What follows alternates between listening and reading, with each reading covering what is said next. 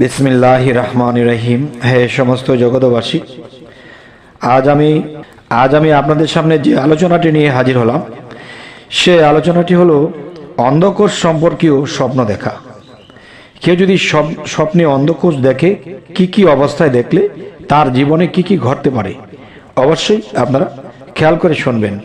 স্বপ্ন মানুষে দেখে কিন্তু রিচার্জ করে না, যার ফলে মানুষ বিপদগ্রস্ত হয়েই থাকে, ভালোও বোঝে না, মন্দও বোঝে না।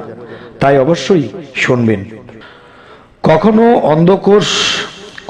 অন্ধকোষ দ্বয়ের কর্তন দেখলে সন্তানাদির মধ্যে মেয়েদেরকে কর্তন বা মৃত্যু বোঝাবে।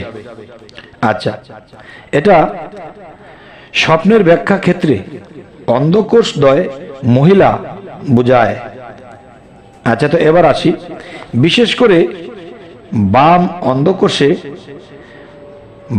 অন্ধকোষ হইতে সন্তানাদির জন্ম হয়ে থাকে। আচ্ছা, যদি কোনো ব্যক্তি স্বপ্নে তার অন্ধকোষ ছিনিয়ে নিতে দেখে, তবে তার সন্তান মারা যাবে, আর কখনো সন্তানাদি জন্মগ্রহণ করবে না।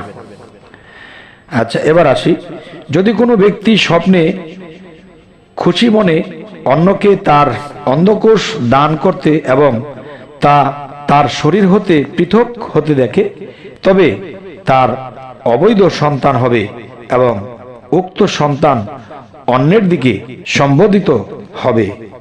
এবার আসি, যদি কোনো ব্যক্তি স্বপ্নে তার অন্ধকোষ দুটি কোনো পরিচিত লোকের হাতে দেখে, তবে উক্ত লোকটি তার উপর জয়ী হবে, আর লোকটি যদি যুবক হয় তবে সে তার শত্রু হবে।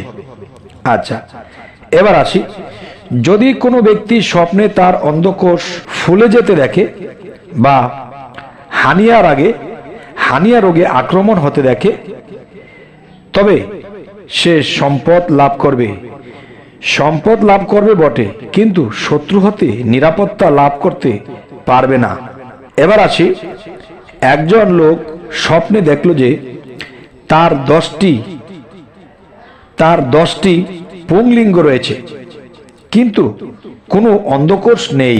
তার 10টি পুংলিঙ্গ রয়েছে কিন্তু কোনো অন্ধকোষ নেই। কোনো মুআব্বিরের নিকট ঘটনা বললে, তার মানে কোনো স্বপ্নে ব্যাখ্যাকারীর কাছে বললে, তিনি বললেন তোমার 10টি পুত্র হবে, কিন্তু কোনো মেয়ে হবে না। এই হলো এই কথাটির ব্যাখ্যা। তো এবার আসি, যদি কোনো ব্যক্তি স্বপ্নে তার অন্ধকোষ দুটি কর্তিত দেখে, কিন্তু এতে কোনো দুর্গন্ধ বা ফোলা দেখা যায়নি বা অন্য কোনো অসুবিধাও দেখা যায়নি, তবে অন্ধকোষ দ্বয়ের যে পরিমাণ কাটা দেখবে, সে পরিমাণ শত্রুরা তার উপর বিজয় ও সাফল্য লাভ করে চলে যাবে।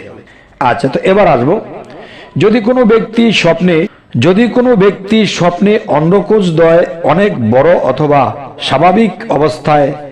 স্বাভাবিক অবস্থার চেয়ে অনেক মজবুত ও শক্তিশালী দেখে, তবে সে অত্যন্ত পরাক্রমশালী হবে। শত্রুরা তার কোনো ক্ষতি ও অমঙ্গল করতে পারবে না। যাই হোক, হে সমস্ত জগতবাসী, আমাদের এই আলোচনা আপনাদের কি খারাপ লাগছে? দেখেন, মানুষ কিন্তু এরকম স্বপ্ন অনেক দেখে কিন্তু ব্যাখ্যা বিশ্লেষণ করে না, এটা কি দেখেছি। এই অন্ধকোষ বিষয়টা কিন্তু মানুষে অনেক রকম অনেকভাবে স্বপ্ন দেখে। তবে আজকের এই আলোচনায় অনেকভাবেই বলা হলো। এখন এই জিনিসগুলো যদি আপনারা ধরে রাখতে পারেন মস্তিষ্কে, তবে এরকম স্বপ্ন যদি কারো আসে, তবে এই জিনিসগুলো অবশ্যই বুঝে নিতে পারবেন। তবে হে সমস্ত জগতবাসী, আমাদের এই চ্যানেলটি যদি ভালো লাগে তো অবশ্যই সাবস্ক্রাইব করে নেবেন, এবং পরবর্তীতে যেন ভালো আলোচনা এনে দিতে পারি, ভালো স্বপ্নের ব্যাখ্যা এনে দিতে পারি। তো সকলেই ভালো থাকবেন। আল্লাহ হাফিজ।